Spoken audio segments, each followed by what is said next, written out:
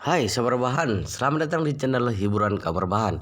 Admin akan membacakan kelanjutan sebuah cerita novel yang sangat seru, yang sangat menarik, yang sangat menghibur, yang sangat layak untuk diikuti dari awal hingga akhir. Sebuah cerita novel yang berjudul The Story of Yi Chen. Tetapi sebelum melanjutkannya, pastikan kalian sudah subscribe channel ini dan aktifkan lonceng notifikasinya agar tidak ketinggalan jika admin upload video terbaru. Jika kalian menyukai cerita seperti ini, jangan lupa like, jika berkenan share juga ke teman-teman lainnya agar teman-teman lainnya juga mendapatkan informasi dan hiburan di channel ini. Baik, kita lanjutkan di part ke-427 bertepatan dengan bab ke-2057. Sejak dahulu kala, seni bela diri Tiongkok sudah mengamati akumulasi pendarahan dan penggunaan tenaga dalam di dalam tubuh yang disebut dengan Qi Jing Ba Mai Qi Chen dan Tian dan Chou Tian beserta dengan Xiao Chou Tian. Semuanya didasarkan pada teori ini. Prinsip energi spiritual secara keseluruhan tidak jauh berbeda dengan tenaga dalam.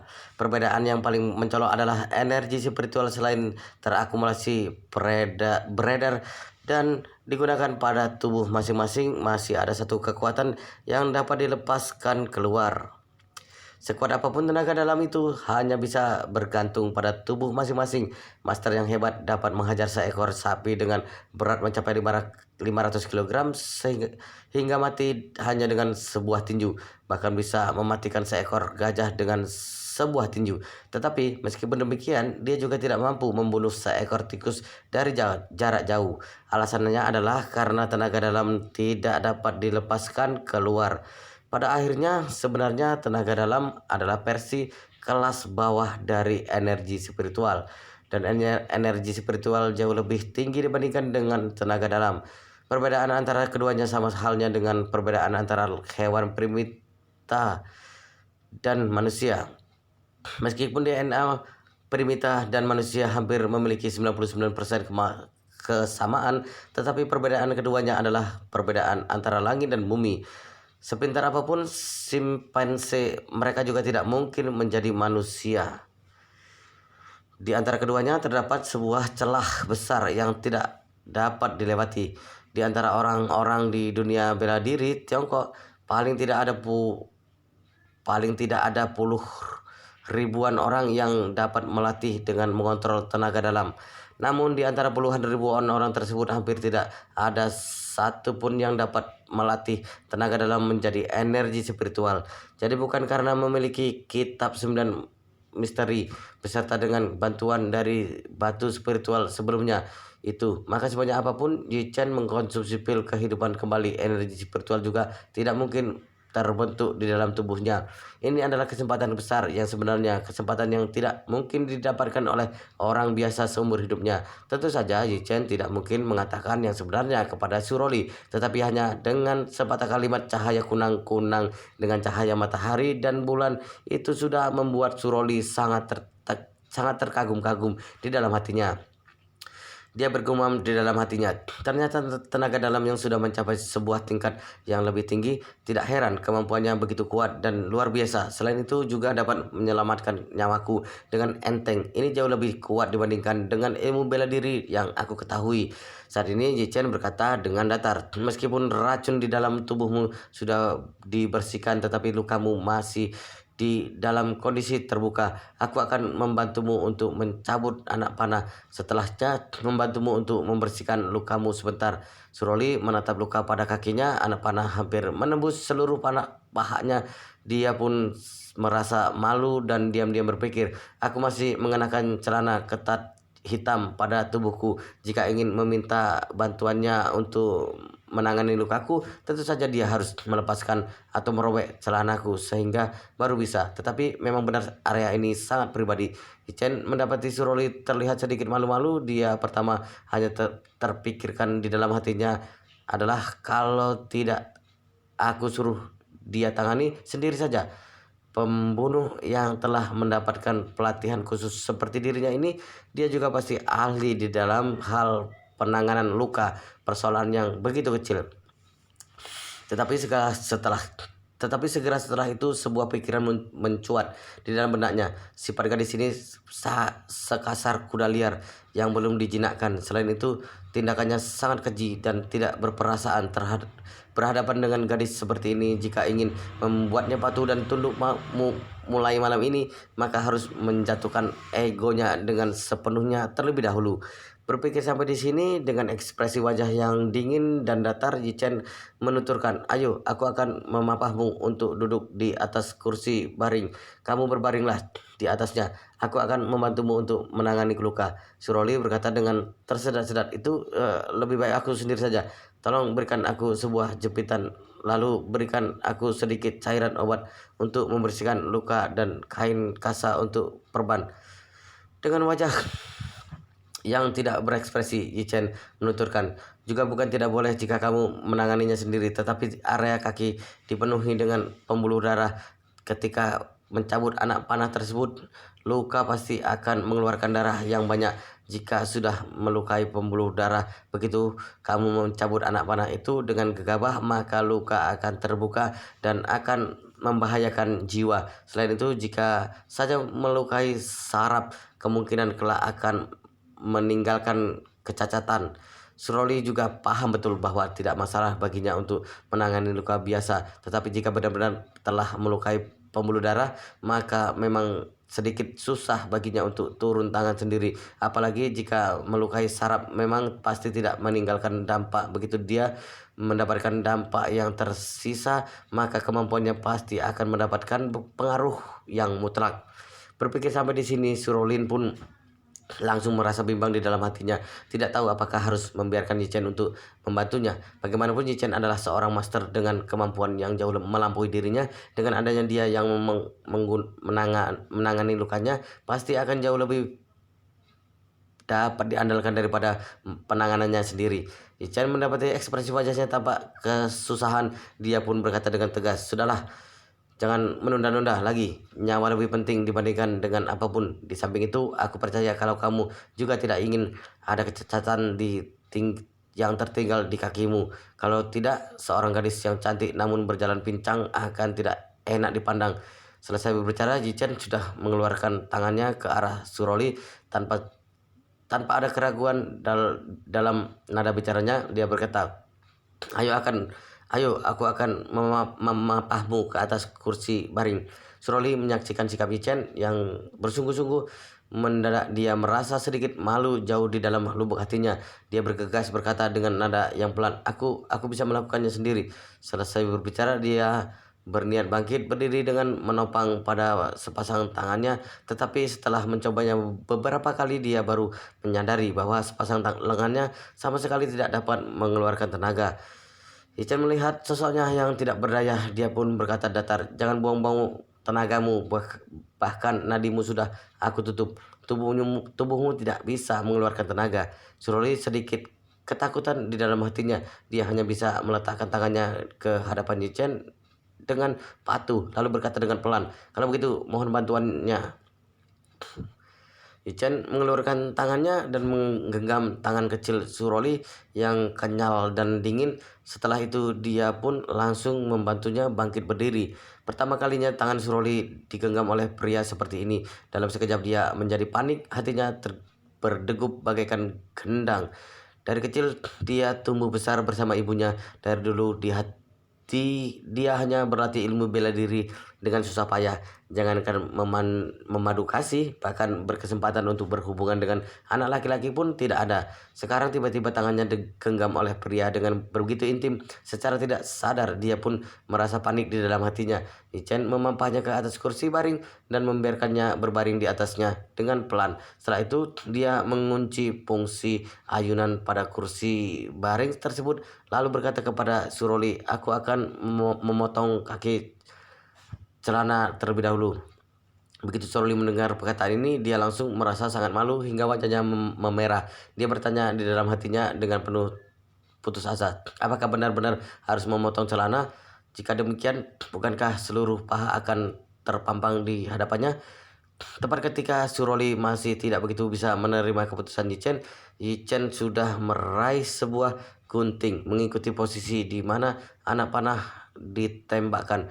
Dengan beberapa sentimeter di atasnya, dia pun memotong seluruh kaki celana Suroli. Tiba-tiba Suroli hanya menyadari kaki kanannya terasa dingin begitu dia menundukkan kepala dan melihatnya. Kaki indahnya yang ramping sudah terpampang jelas sepenuhnya dan langsung merasa malu dan menutupi wajahnya sendiri. Ican juga tidak menyangka kalau ternyata kaki Suroli akan begitu indah, bahkan jauh melampaui semua wanita yang dia kenal. Kemungkinan ini berkaitan erat dengan Suroli yang berlatih ilmu bela diri sejak kecil. Kakinya tidak hanya ramping tetapi juga sangat lurus, bahkan terdapat garis otot yang terlihat samar-samar, juga tidak kalah dibandingkan dengan supermodel itu, bahkan lebih bagus. Benar-benar kaki indah terbaik yang jarang ditemukan.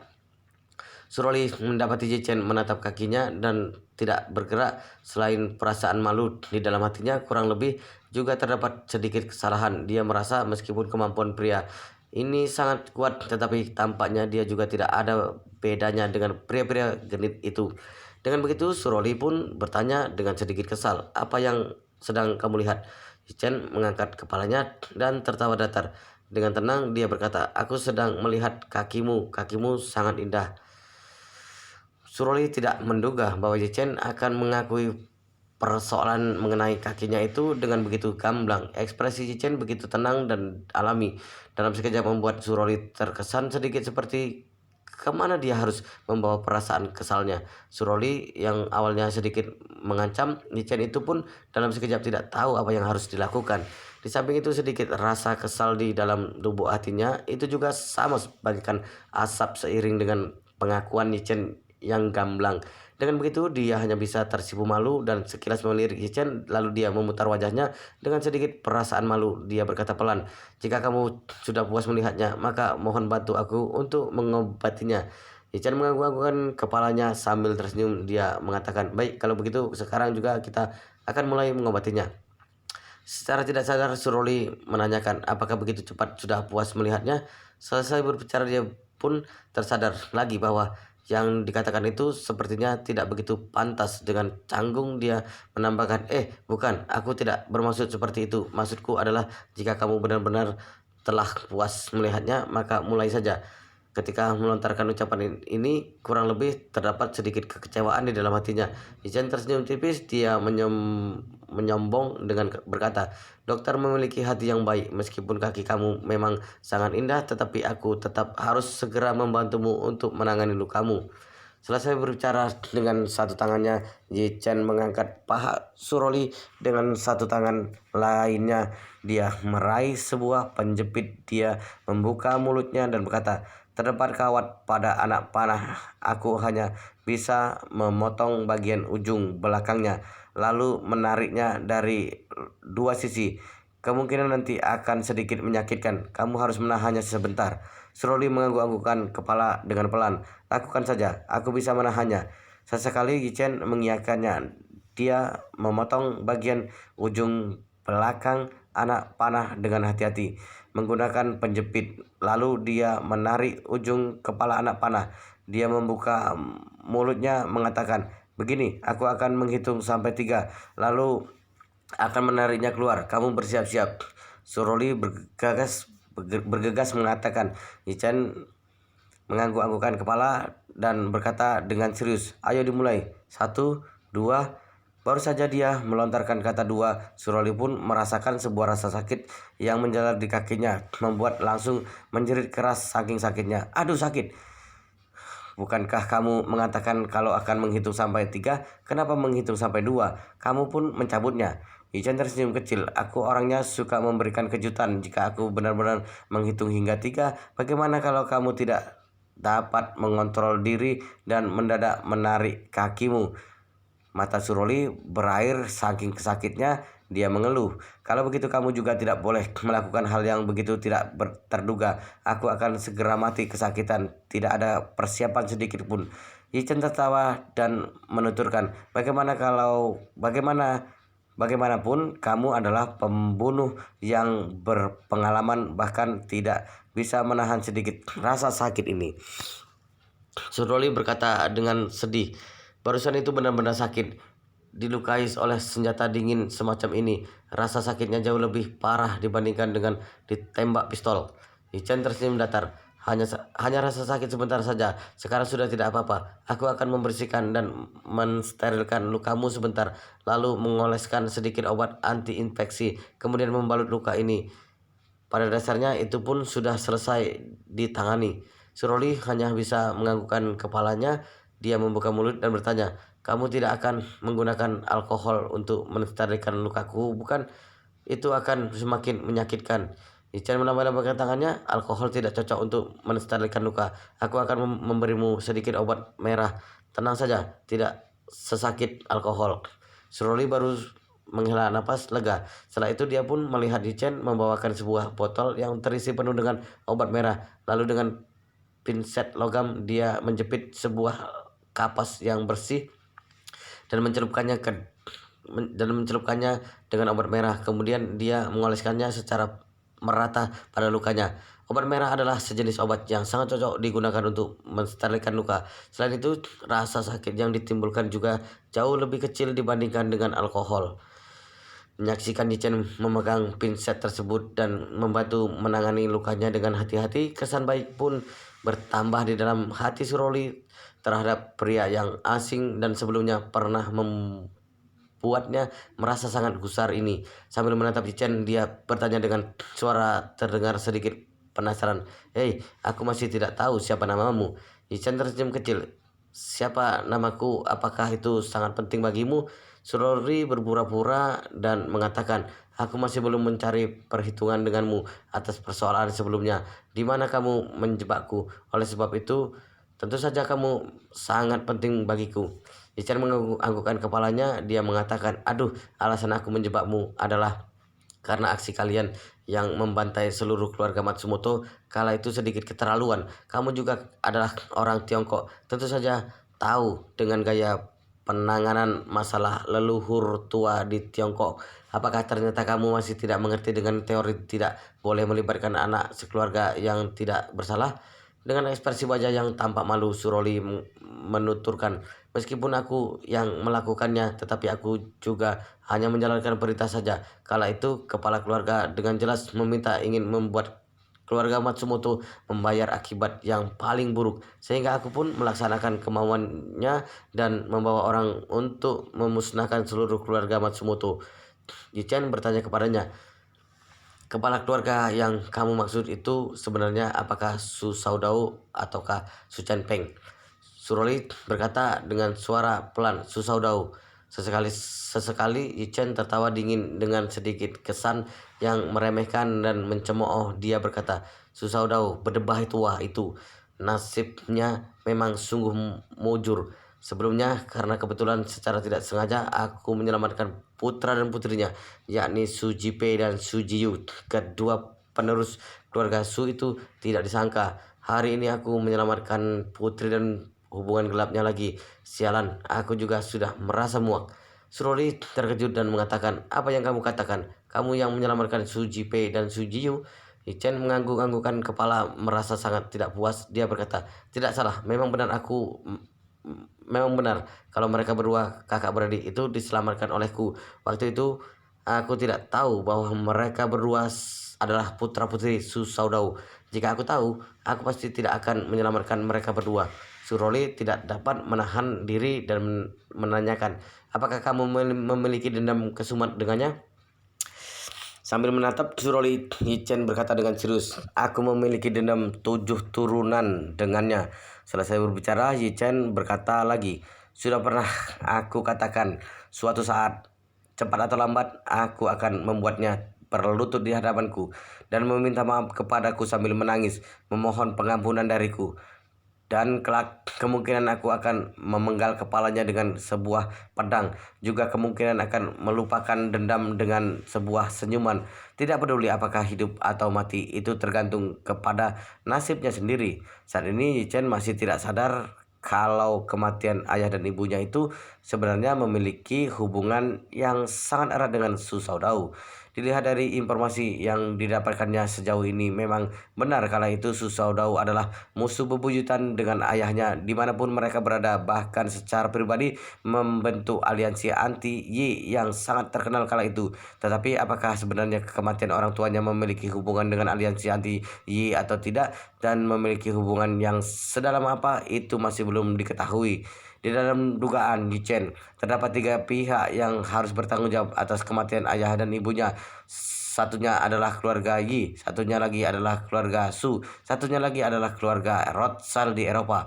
Hanya saja Yi Chen masih belum mendapatkan kejelasan sebenarnya siapa yang memiliki tanggung jawab yang terbesar di antara tiga pihak ini. Mendengar sampai di sini, hati Suroli sangat terperanjat. Dia mencoba untuk bertanya, bisakah katakan kepadaku sebenarnya dendam apa yang kamu miliki terhadap dia? Ican berkata dengan datar, untuk hal ini kamu tidak perlu bertanya dengan begitu mendetail.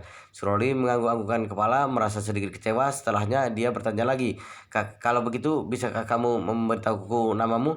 Ican berkata dengan datar, aku bermarga Yi, bernama Yi Chen. Suroli bergumam kepada dirinya sendiri, bernama Yi Chen, apakah mungkin? Berbicara sampai di sini, Suroli menatap ke arah Yi Chen dengan erat, lalu berseru terkejut, apakah ternyata kamu adalah orang keluarga Yi?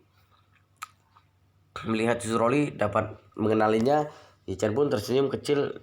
Dia berkata dengan tenang, tidak salah, memang bisa dikatakan aku adalah orang keluarga Yi, atau mengatakan kalau aku dulunya adalah orang keluarga Yi. Suroli termenung sejenak lalu bergumam, dulunya adalah orang keluarga Yi, yang juga berarti kalau sekarang kamu tidak berada di dalam keluarga Yi. Sambil berbicara, Suroli berkata dengan ekspresi wajah yang tampak sangat tertegun. Pada dasarnya orang keluarga Yi tidaklah kaya. Aku kenal betul dengan setiap keturunan utama. Jika kamu tidak termasuk dalam keluarga Yi, maka kemungkinan kamu adalah... Ucapannya sudah sampai pada ujung bibirnya. Dalam sekejap, Suroli pun sangat terperanjat dan tidak mampu melanjutkannya. Dia menatap erat Yi Chen dan berkata dengan takjub, di antara keturunan utama yang ditinggalkan oleh keluarga Yi, hanya ada Yi Changying seorang diri. Tetapi 20 tahun yang lalu Yi Changying sudah mati. Apakah ternyata kamu adalah putranya? Lalu wajah Yi Chen menjadi tegas. Dia berkata dengan serius, tidak salah, aku adalah putra dari Yi Changying. Yi Chen, oh Tuhan. Pada detik ini juga Suroli seolah-olah telah disambar petir. Meskipun Yi Changying sudah mati jauh sebelum dirinya dilahirkan, tetapi dari dulu dia paham betul terhadap reputasi Yi Changying. Tidak hanya itu saja, dia juga tahu dengan sedikit tentang persoalan ayahnya Su Shaodao dengan Yi Changying kala itu. Dia tahu musuh terbesar ayahnya selama hidupnya adalah Yi Changying. Dia juga tahu kalau pukulan terbesar yang diterima oleh ayahnya selama hidupnya juga berasal dari Yi Changying. Kala itu siapapun yang mengungkit nama Yi Changying di Yanjing, maka semua orang pasti akan mengacungkan sepasang jempol dan mengeluh-ngeluhkannya dengan kekaguman yang memenuhi wajah. Dan ketika mereka menyebut nama Su Shaodao, maka setiap orang akan mengeluarkan ekspresi wajah yang sangat kecewa. Banyak orang menyayangkan kalau Su Shaodao lahir pada waktu yang salah, dikarenakan alasan Yi Changying yang terlalu menarik perhatian sehingga dia benar-benar menutupi semua kelebihan pada sosok Su Shaodao.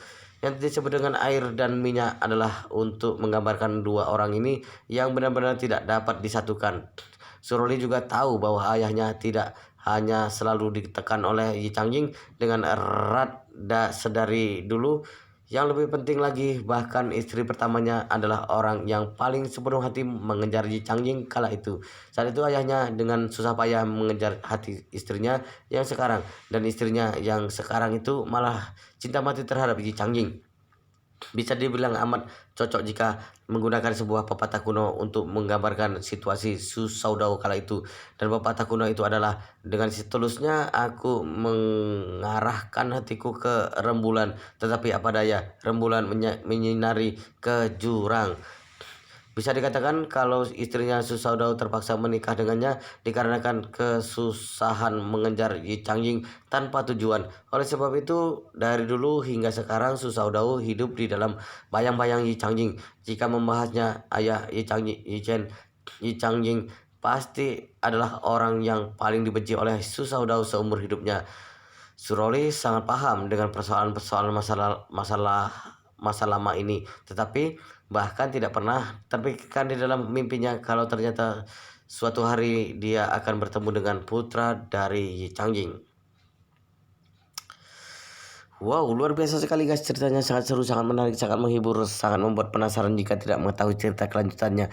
Tetapi sepertinya sampai di sini dulu di bab ini, dan kita akan lanjutkan di bab selanjutnya di video berikutnya. Pastikan kalian sudah subscribe channel ini dan aktifkan lonceng notifikasinya agar tidak ketinggalan jika admin upload video terbaru.